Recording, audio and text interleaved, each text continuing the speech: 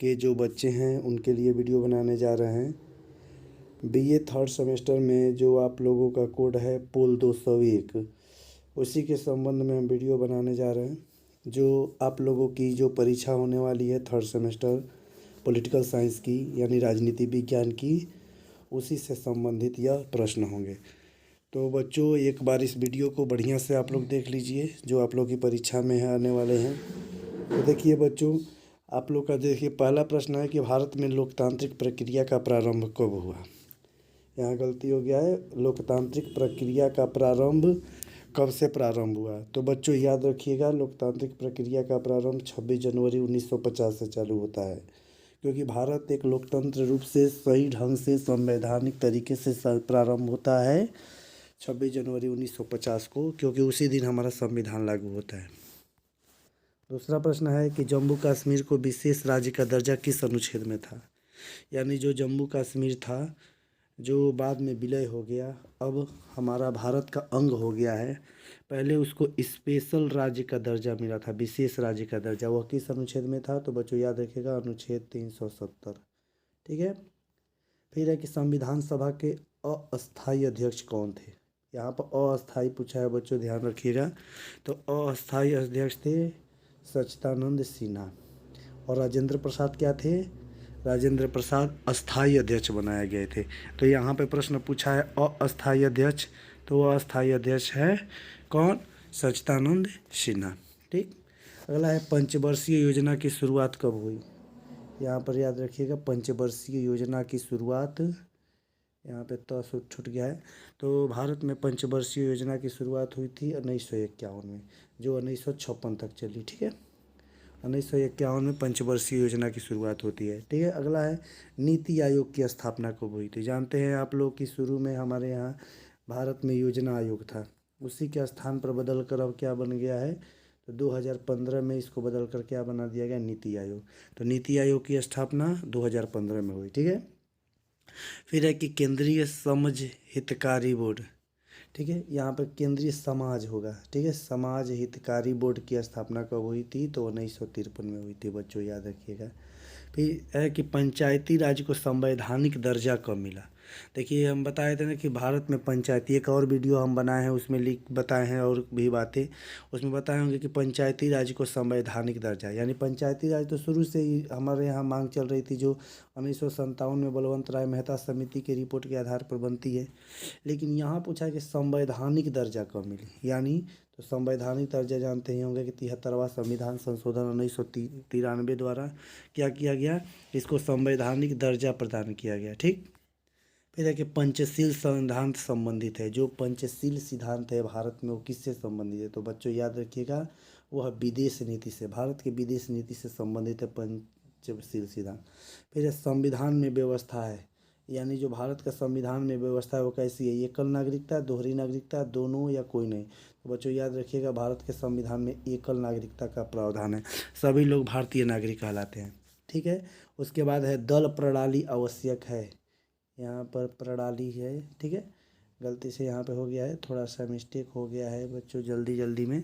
दल प्रणाली आवश्यक है, तो दल प्रणाली कहाँ के लिए आवश्यक है, तो देखिए कहीं भी देश में राजनीतिक दल क्यों बनाए जाते हैं, लोकतंत्र की रक्षा के लिए। तो लोकतांत्रिक शासन प्रणाली में आवश्यक, क्योंकि जानते हैं राजतंत्र में राजनीतिक दल का कोई आवश्यकता नहीं है, कुलीन तंत्र में भी उतना ज़्यादा महत्व नहीं है, लेकिन लोकतंत्र में ये अति आवश्यक है, क्योंकि तभी तो इसी के मंच के माध्यम से जनता अपनी बात पहुंचाएगी सरकार तक। ठीक है। सीपीआई, सीपीआई यानी ऐसे लिखा रहता है ना, सीपीआई का फुल फॉर्म क्या है, तो देखिए उसका फुल फॉर्म होता है कम्युनिस्ट पार्टी ऑफ इंडिया, यानी भारतीय साम्यवादी दल। कम्युनिस्ट मतलब साम्यवादी, पार्टी मतलब दल, और इंडिया। ठीक है। इंडिया मतलब भारतीय, यानी भारतीय साम्यवादी दल को सीपीआई कहते हैं।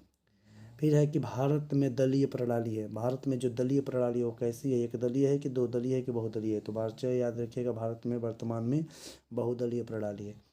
फिर है कि पंचायती राज में महिलाओं को आरक्षण कितना है। जो भारत में पंचायती राज की स्थापना हुई, जो 73वां संविधान संशोधन 1993 द्वारा, तो उसमें कितना प्रतिशत आरक्षण का प्रावधान है, तो महिलाओं को 33% का आरक्षण की मांग, सॉरी प्रावधान किया गया है। ठीक है। जिला का सर्वोच्च अधिकारी कौन होता है? जो जिला होता है उसका सर्वोच्च अधिकारी कौन होता है? डीएम होता है, जिसको कहते हैं डिस्ट्रिक्ट मजिस्ट्रेट या जिला अधिकारी। फिर है कि बलवंत राय मेहता समिति कब अपनी रिपोर्ट प्रस्तुत की थी? अभी कुछ देर पहले बताया है कि जो पंचायती राज है उसके संदर्भ में बलवंत राय जो मेहता समिति आई थी उसने अपना रिपोर्ट कब सौंपी थी? तो ये बलवंत राय मेहता समिति अपनी रिपोर्ट सौंपी थी 1957 में, जो बाद में चलकर 1993 में इसको संवैधानिक दर्जा मिल जाता है।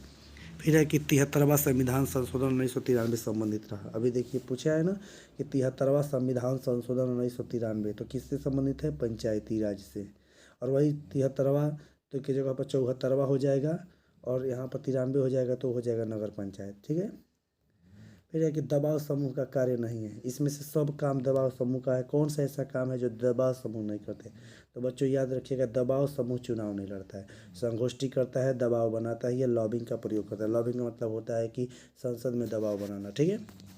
मतदान किस प्रकार का अधिकार है? जो मतदान होता है वो किस प्रकार का अधिकार है? सामाजिक है कि राजनीतिक है कि आर्थिक है कि नैतिक है? तो बच्चों याद रखिएगा, मतदान जो करना, हमारा जो मत देते हैं ना, वो हमारा राजनीतिक अधिकार है। ठीक।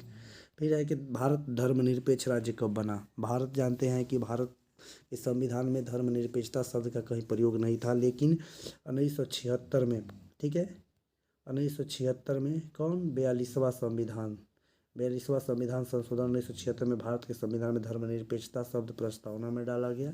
तब से भारत एक धर्मनिरपेक्ष राज्य बन गया। तब से माना जाता है कि भारत को धर्मनिरपेक्षता कब अपनाया। ठीक है।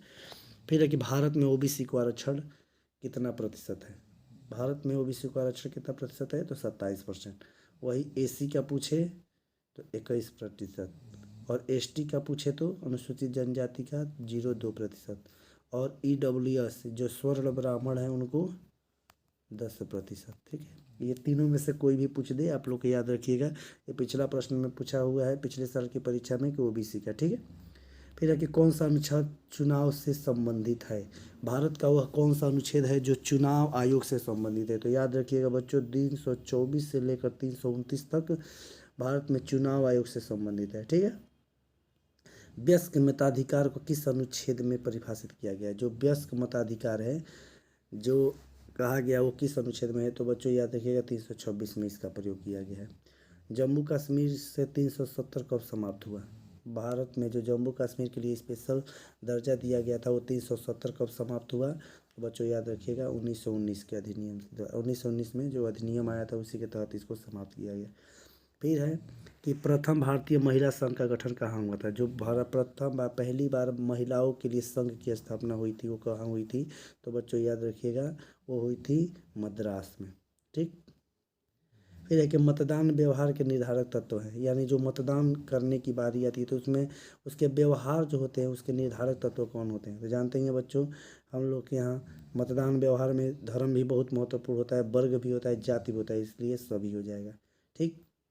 फिर दबाव समूह को अज्ञात साम्राज्य किसने कहा? जो दबाव समूह है उसको अज्ञात साम्राज्य किसने कहा था?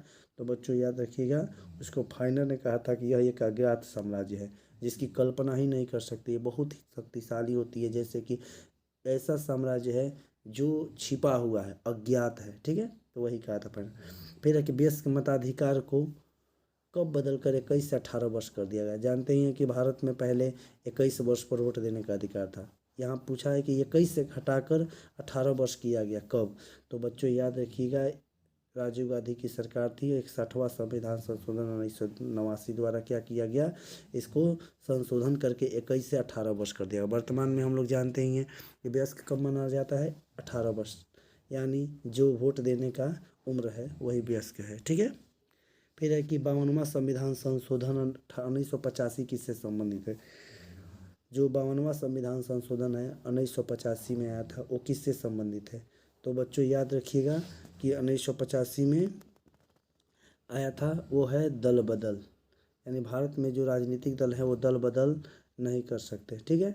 यानी अगर करते हैं तो उसी पर कानून बनाता है। अब कैसे है तो आप लोग गंभीर से पढ़े होंगे ऑफलाइन क्लास में, तो हम बताए होंगे कि दल बदल के लिए क्या नियम है। ठीक है। तो क्लास में बताए थे, तो इसको याद रखिएगा। ठीक है बच्चों, तो ये हमारा वीडियो था जो आप लोगों की परीक्षा के लिए बहुत ही महत्वपूर्ण था, और इस वीडियो को एक बार बढ़िया से आप लोग बढ़िया से बढ़िया देख लीजिए और नोट्स बना लीजिए, और आप लोग के परीक्षा के लिए बहुत ही फ़ायदेमंद है।